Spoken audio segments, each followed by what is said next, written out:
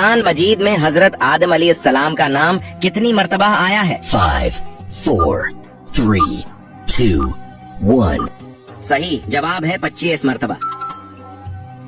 कुरान पाक में सबसे ज्यादा किस चीज के बारे में जिक्र आया है? 5, 4, 3, 2, 1. सही जवाब है तौहीद के बारे में। बताइए कुरान मजीद में हजरत नूह अलैहिस्सलाम का नाम कितनी मर्तबा आया है? 5, 4, 3, 2, 1. है 43 मर्तबा आया है।